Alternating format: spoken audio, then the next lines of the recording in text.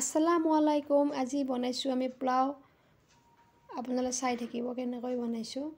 Recipe দিয়া নাই, অকণমান এনে জাষ্ট দেখাইছোঁ।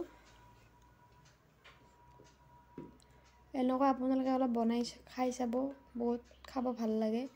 মানে যিহেতুকে ঠাণ্ডাৰ দিন আৰু সকলোৰে জ্বৰ চৰ্দি কাহ হৈছে, তাৰ কাৰণে ভাবিলোঁ আজি অকণমান পোলাও আৰু মাংসয়ে খাই দিওঁ। তাৰ কাৰণে ৰখি নাথাকিলোঁ, জল্দি জল্দি আহিলোঁ পাকঘৰত। এতিয়া আমি বনাই আছোঁ পোলাও। দেখিছেনে কিমান ধুনীয়া হৈছে কালাৰ। এয়া হৈ গ'ল আমাৰ পোলাও ৰেডি। এতিয়া আমি বনাই আছোঁ মাংস, মানে চিকেন আলু। ইয়াতে জলকীয়া মই কাঢ়া কৰি দিছোঁ। চাওকচোন, দেখিব ধুনীয়া হৈছে।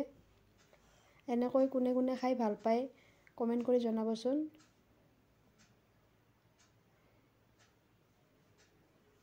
ফাইনেলি এতিয়া আমাৰ তৰকাৰী আধা হৈয়ে গ'ল আৰু এতিয়া কমপ্লিট হৈ যাব। আপোনালোক দেখুৱাই আছোঁ, চাই থাকক। এয়া চাওকচোন কিমান ধুনীয়া কালাৰ আহিছে।